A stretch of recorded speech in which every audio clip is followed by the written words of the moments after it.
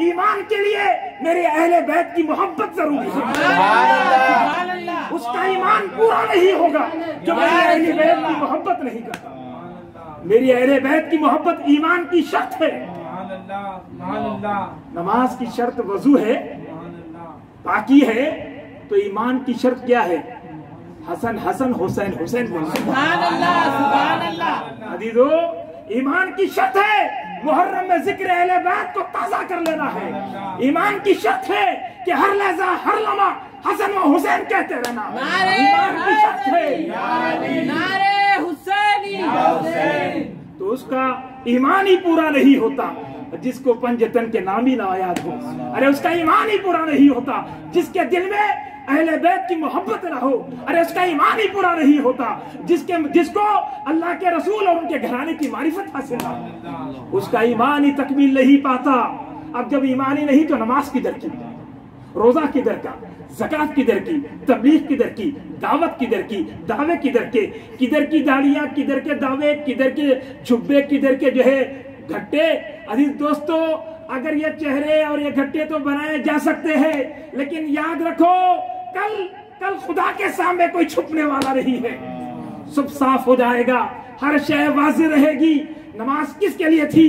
अगर नमाज खुदा के लिए कायम करता है, मुस्तफा जाने रहमत पर और उनके आल पर दुरूद और सलाम नहीं पढ़ता, तो अल्लाह के रसूल फरमाते हैं उसकी नमाज नहीं होगी जो नमाज में मुझ पर और मेरी आल पर सलाम ना भेजे। तो सुनो, रुकू, सुजूद, क़ियाम, ये सब अल्लाह के लिए है और ये सब कुछ करा, लेकिन आखिर में नबी पाक और उनकी आल पर दुरूद और सलाम नहीं पड़ा तो बोले उसकी नमाज नहीं है।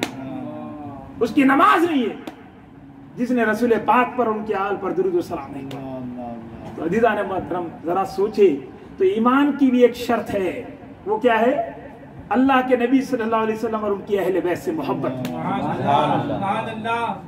तो याद रखे, अल्लाह तबारक व तआला ने इस आयत मुबारका में मवद्दत फरमाया कि तुम पर उनकी मवद्दत वाजिब हो गई, फर्ज कर दी गई। मोहब्बत में मवद्दत में बड़ा फर्क है। मोहब्बत कहते हैं चाहने को, चाहना किसी को दिल में रखना। बहुत लोगों को चाहते, लेकिन मालूम होता किसको चाहते, दिल में रहती बात। कभी इज़हार होता, कभी नहीं होता, कभी होता, कभी नहीं होता।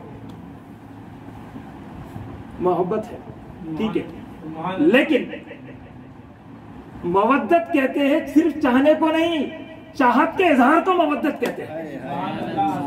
तो अल्लाह तबारक व तआला सिर्फ असरैन करमैन हुज़ूर पाक सल्लल्लाहु अलैहि वसल्लम के घराने की बातों को मालूम कर लेके खामोश बैठने के लिए जो है इसको ईमान और इसके लिए जो है अज़ीज़ान गिरामी इसको वाजिब नहीं किया कि तुम सिर्फ जो है अहले बैत की तमाम जो है उसमें को मालूम कर लो और खामोश हो जाओ, चुप रहो।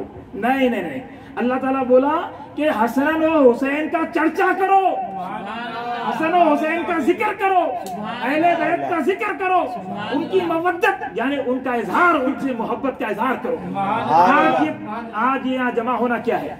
मवद्दत है, मवद्दत, मोहब्बत नहीं। मोहब्बत से बड़ी चीज मवद्दत है, इजहार है, इजहार।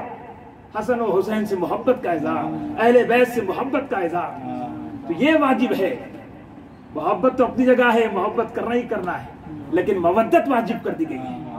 तो अज़ीज़ान गिरामी, बताना है कि हम अल्लाह के नबी सल्लल्लाहु अलैहि वसल्लम के गुलाम है और उनके घराने के गुलाम हैं।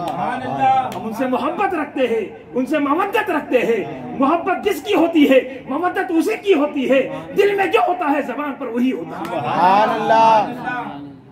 अजीज साथियों, जरा इस बात को अच्छी तरह याद रखो। तो लिहाजा मालूम यह हुआ कि ईमान की शर्त जो है वो अल्लाह के नबी सल्लल्लाहु अलैहि वसल्लम की अहले बैत से मोहब्बत है। जब तक अहले बैत से मोहब्बत ना हुई आपका ईमान तकमील नहीं होता। हज़रत अब्दुर्रहमान बिन लैला वो जो है रज़ी अल्लाह तआला अपने वालिद से रिवायत करते हैं और उनके वालिद नबी पाक अलैहिस्सलातु वस्सलाम से हुज़ूर फरमाते हैं कि किसी बंदे का ईमान तुम में से उस वक्त तक पूरा नहीं होगा जब तक कि मैं उसके नजदीक उसकी जात से ज्यादा महबूब ना हूं और मेरी आल, मेरी जो है अहले बैत उसे उसके घर